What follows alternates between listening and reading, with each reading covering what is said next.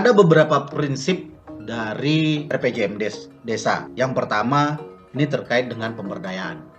Yang kedua, partisipatif. Yang ketiga, berpihak kepada masyarakat. Yang keempat, terbuka. Yang kelima, akuntabel. Yang keenam, efisien. Yang ketujuh, efektif. Dan terakhir, tentunya, yang kedelapan, berkelanjutan. Desa bicara. Desa bicara. Desa bicara. Desa bicara. Hai kawan, kembali lagi di channel YouTube Desa Bicara. Kali ini kami dari Desa Bicara ingin mendiskusikan satu proses perencanaan pembangunan di desa. Nah, ada banyak sebenarnya proses perencanaan pembangunan yang kita kenal. Ada RPJMDes, ada RKPDes. Nah, yang ini mungkin berkaitan dengan RPJMDes karena ada beberapa desa, baik itu di Jawa maupun desa kawan-kawan yang ada di Sumatera dan Kalimantan, Sulawesi maupun di Papua gitu ya, sudah melakukan pemilihan kepala desa. Kebetulan di daerah istimewa Yogyakarta, Kabupaten Bantul sudah melaksanakan pemilihan kepala desa secara serentak. Begitu juga dengan di Kabupaten Sleman sudah melakukan pemilihan kepala desa. Nah, kami dari Desa Bicara ingin kembali mengingatkan, ingin membagi informasi terkait dengan perencanaan pembangunan di desa yang dibutuhkan untuk 6 tahun ke depan atau pasca terlaksananya pemilihan dan pelantikan kepala desa, atau juga mungkin kawan-kawan yang di Kalimantan atau di Sumatera baru akan melaksanakan pemilihan kepala desa serentak ini mungkin di tahun ini, di tahun 2021. Semoga proses dan perencanaan pelaksanaan pemilihan kepala desa bisa berjalan dengan maksimal dan sesuai dengan keinginan dan lancar, tidak terjadi persoalan apapun. Terkait dengan perencanaan pembangunan di desa, ini merupakan sebuah proses tahapan atau kegiatan yang diselenggarakan oleh pemerintahan desa dengan melibatkan tentunya Badan Musyawarah Desa atau BPD dan unsur masyarakat secara partisipatif. Pelibatan masyarakat dalam proses ini untuk memanfaatkan dan mengalokasikan sumber daya desa dalam rangka mencapai tujuan pembangunan desa. Nah, kita pahami sumber daya desa tidak hanya bicara sumber daya alamnya, tapi juga ada sumber daya manusia, yaitu masyarakat desa. Perencanaan desa ini menjadi penting karena untuk mengatur dan mengurus sesuai kewenangan desa sebagai self-governing community. Perencanaan ini tentunya diharapkan dapat memperkuat hak dan kewenangan desa sekaligus mengoptimalkan sumber kekayaan sebagai modal utama desa dalam membangun. Ini mengapa desa perlu sebuah perencanaan. Tentu dalam proses perencanaan desa ini harus ada keberpihakan kepada masyarakat, baik itu masyarakat miskin, baik itu masyarakat yang rentan di desa, atau mungkin teman-teman marginal yang ada di desa. Itu mengenai perencanaan, mengapa desa membutuhkan perencanaan. Nah, dalam konteks ini kemudian salah satunya adalah RPJMDes. Nah, RPJMDes ini merupakan kegiatan pembangunan desa untuk jangka waktu 6 tahun ke depan pasca kepala desa dilantik. RPJMDes ini sendiri memuat visi dan misi kepala desa, rencana penyelenggaraan pemerintahan desa, pelaksanaan pembangunan desa, serta pembinaan kemasyarakatan, pemberdayaan masyarakat, dan juga kebijakan pembangunan di desa. Jadi memang RPJMDes ini dirumuskan berdasarkan visi dan misi kepala desa sewaktu pemilihan kepala desa kemarin. Makanya dalam pelaksanaan pemilihan kepala desa bukan hanya persoalan siapa yang akan jadi kepala desa. Harapannya kawan-kawan bisa melihat visi dan misi yang dibawa oleh para calon kepala desa. Selanjutnya, RPJMDes ditetapkan melalui peraturan desa. Berarti RPJMDes ini harus dilakukan lewat mekanisme musyawarah. Dalam hal ini musyawarah desa. RPJMDes sendiri merupakan pedoman penyusunan rencana kerja pemerintah desa atau kita kenal dengan RKPDes. Nah, jadi memang RPJMDes inilah yang 6 tahun nanti akan dipilah per tahun. Itu yang disebut dengan RPJMDes. Tentu tujuan dari RPJM desa ini merupakan untuk mewujudkan perencanaan sesuai kebutuhan dan keadaan setempat. Nah, ini berkaitan dengan desa kawan-kawan. Tujuan lain tentu menciptakan rasa memiliki dan tanggung jawab bersama masyarakat, serta mendorong, memelihara, dan mengembangkan hasil pembangunan di desa. Tujuan dan manfaat dari RPJMDes ini yang terakhir mungkin adalah menumbuh kembangkan dan mendorong peran serta aktif masyarakat. Nah, ada beberapa tujuan dan manfaat ini untuk menciptakan rasa kepemilikan tadi. Nah, ini menjadi penting agar kemudian kebijakan atau RPJMDes ini bisa kemudian diaplikasikan di masyarakat dan masyarakat memiliki rasa bahwasanya oh ini bagian dari perencanaan yang saya juga terlibat. Tentu dalam perumusan RPJMDes ini melalui forum musyawarah desa, masyarakat penting untuk dilibatkan. Ada beberapa prinsip dari RPJMDes desa. Yang pertama, ini terkait dengan pemberdayaan. Yang kedua, partisipatif. Yang ketiga, berpihak kepada masyarakat. Yang keempat, terbuka. Yang kelima, akuntabel. Yang keenam, efisien. Yang ketujuh, efektif. Dan terakhir, tentunya yang kedelapan, berkelanjutan. Nah, 8 prinsip dari RPJMDes ini harus menjadi bagian dalam proses penyusunan dan mendiskusikan rencana pembangunan jangka menengah desa yang diperuntukkan untuk 6 tahun masa jabatan. Nah, ada beberapa hal dalam tahapan perumusan RPJMDes desa ini. Di antaranya adalah yang pertama tentu dibutuhkan pembentukan tim penyusunan RPJMDes. Yang kedua, harus ada penyelarasan arah kebijakan. Nah, ini mungkin berkaitan dengan rencana pembangunan desa juga harus berkaitan dengan rencana pembangunan di kabupaten gitu ya.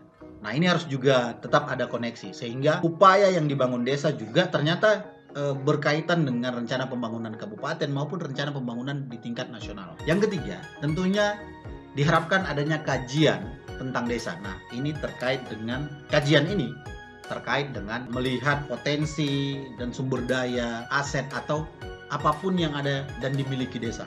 Ini penting sehingga RPJMDes ini bisa menapak dari kajian aset ini. Keempat, penyusunan RPJMDes ini harus melalui forum musyawarah desa yang partisipatif, yang demokratis, tentunya yang melibatkan sektor-sektor masyarakat sehingga kepentingan, mungkin ide gagasan itu ada di masyarakat.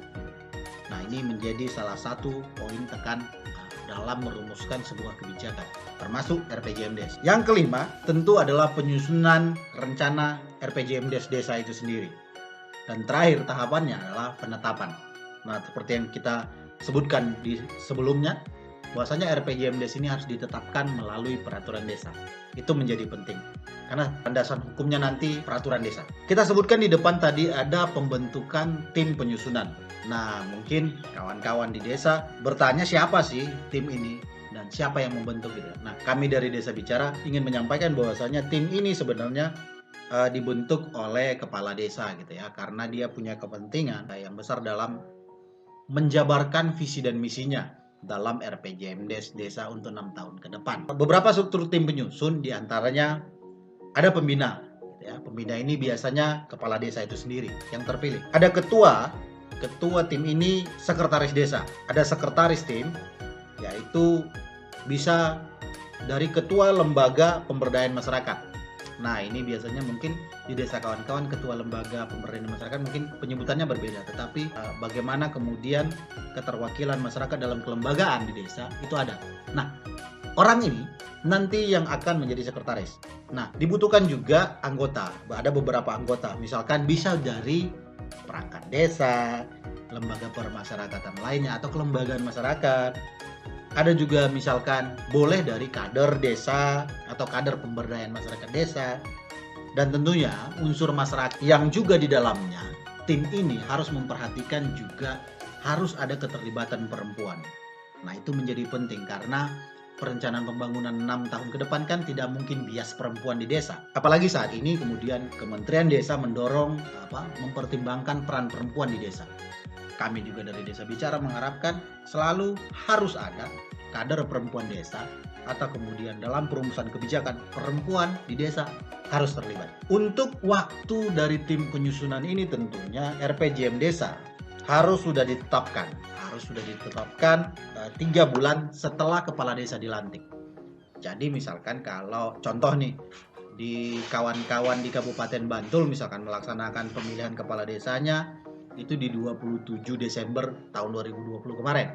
Maka setelah dilantik di Januari, minimal April, RPJM Desa untuk 6 tahun ke depan harus sudah memiliki itu. Tentu dibutuhkan data-data dan informasi pendukung untuk merumuskan RPJM Desa ini. Ada beberapa data yang mendukung memang dan harus ada dan disiapkan dalam merumuskan RPJM Desa ini. Yang pertama tentu adalah visi dan misi dari kepala desa. Nah, makanya pemilihan kepala desa itu juga penting karena harus ada visi dan misi. Yang kedua, ada profil desa. Profil desa ini biasanya di desa kawan-kawan itu biasanya punya profil desa yang menggambarkan baik itu kependudukan maupun alam maupun kebijakan atau ekonomi, sosial dan mungkin ada data politik di situ kan gitu. Nah, itu menjadi penting menjadi data desa. Yang ketiga adalah arah kebijakan pembangunan. Nah, seperti yang kami sampaikan sebelumnya, tentu data pendukung ini akan kita cari atau kawan-kawan akan coba kelola dari pemerintah kabupaten atau pemerintah kota agar upaya perencanaan pembangunan desa juga sesuai dengan rencana pembangunan di kabupaten maupun kota. Yang berikutnya adalah ada rekapitulasi data ide gagasan yang berasal dari dusun. Jadi sebelum RPJM didiskusikan di musyawarah desa harusnya ada tahapan penyaringan aspirasi gitu di tingkatan dusun. Nah, ini menjadi penting. Data dukungan baik itu gagasan, rencana yang disampaikan oleh masyarakat melalui musyawarah di dusun itu menjadi salah satu bahan yang digunakan untuk merumuskan RPJM desa. Yang berikut tentu adalah dibutuhkan kemudian RPJM desa yang tahun sebelumnya atau dari pemerintah desa yang sebelumnya. Ini untuk bahan evaluasi dan melihat apa yang harus dilakukan ke depannya. Dari sana kan bisa juga dilihat sebagai bahan tentunya, bahan pendukung. Selanjutnya dibutuhkan data-data lain yang relevan dengan potensi dan permasalahan yang ada di desa. Tentu juga hasil dari tim penyusunan ini harus dikaji kembali, harus dilihat lagi gitu. Ada layer kemudian setelah dirumuskan oleh tim perumus harus dikaji dari tim perencanaan desa, juga harus dikaji dari tim penyusunan RKP desa dan tentu harus dikaji dari tim penyelenggaraan musyawarah pembangunan desa. Nah, kajian-kajian ulang ini penting untuk melihat RPJM Desa ini apakah minimal sudah mendekati visi dan misi kepala desa untuk 6 tahun ke depan gitu. Nah, ini sangat dibutuhkan. RPJM desa ini sebenarnya masih bisa diubah. Masih ada ruang untuk memperbaiki berdasarkan perubahan data dan kewenangan desa yang meliputi misalkan penduduk miskin, ada mungkin penambahan dan pengurangan, ada pengangguran gitu, bencana, anak putus sekolah, penderita gizi buruk, kematian ibu, kematian bayi dan balita. Misalkan, nah situasi-situasi ini kemudian bisa menjadi landasan untuk merubah gitu ya, merevisi rencana pembangunan desa ini. Terlebih ke bencana terjadi gitu loh, baik itu bencana alam maupun bencana non alam. Tentu perubahan RPJM desa ini dibahas kembali gitu ya, dibahas kembali dan disepakati lagi dalam musyawarah perencanaan pembangunan desa dan selanjutnya ditetapkan dengan peraturan desa. Nah, proses dari awal pembentukan perencanaan pembangunan desa melalui forum musyawarah yang menghasilkan rencana pembangunan jangka menengah desa. Ini merupakan proses panjang, proses berdesa yang harus dilakukan. Proses berdesa yang harus dilakukan itulah adalah yang pertama ada ruang partisipasi, ada ruang diskusi, ada ruang memberi kesempatan kepada masyarakat untuk terlibat aktif. Tidak hanya sebatas misalkan oke datang hadir mewakili gitu. Tidak. Tetapi partisipasi ini lebih kepada memberikan kesempatan masyarakat melalui individu maupun mungkin melalui dusun melakukan musyawarah dusunnya, menyampaikan ide-ide gagasan pembangunan desa untuk 6 tahun ke depan. Selain itu juga di dalam pembentukan tim harus partisipatif, harus melibatkan masyarakat yang memang punya kepentingan dalam hal membangun desa dan menggerakkan ekonomi atau mungkin bagaimana meningkatkan sumber daya manusia di desa. Selain itu juga kita pahami bahwasanya rencana pembangunan desa ini harus juga berkaitan dengan rencana pembangunan di kabupaten, sehingga tidak terputus kemudian baik itu di kabupaten maupun di nasional gitu ya. Bagi kami Desa Bicara, poin pentingnya adalah ketika proses pemilihan kepala desa selesai dan kemudian kepala desanya dipilih, maka ruang 3 bulan sebelum RPJMDes desanya disepakati itu menjadi waktu yang sangat penting untuk membuat perencanaan pembangunan di desa, karena RPJMDes ini menjadi roh perjalanan pembangunan di desa nanti. Nah, RPJMDes yang digodok, dirumuskan, didiskusikan ini menjadi penting karena ini akan dipilah per tahunnya melalui RKPDes. Ruang-ruang musyawarah, ruang-ruang berdiskusi, merumuskan bersama rencana pembangunan gitu ya. Ini menjadi penting. Inilah kekuatan desa. Nah, maka bagi kami Desa Bicara, 3 bulan sebelum RPJMDes ditetapkan, harapan kami, kawan-kawan di desa, kawan-kawan pemerintahan desa, kemudian terlibat dalam proses perumusan ini. Selanjutnya, bagi kami Desa Bicara adalah RPJMDes harus kemudian bisa dimiliki oleh masyarakat itu sendiri.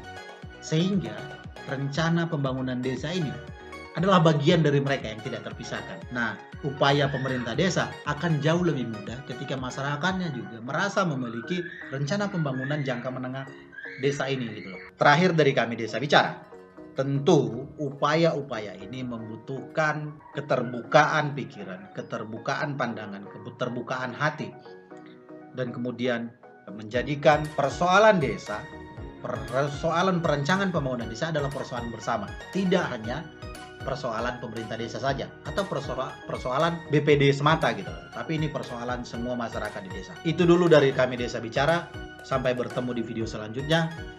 Jangan lupa tetap jaga kesehatan dan salam berdesa.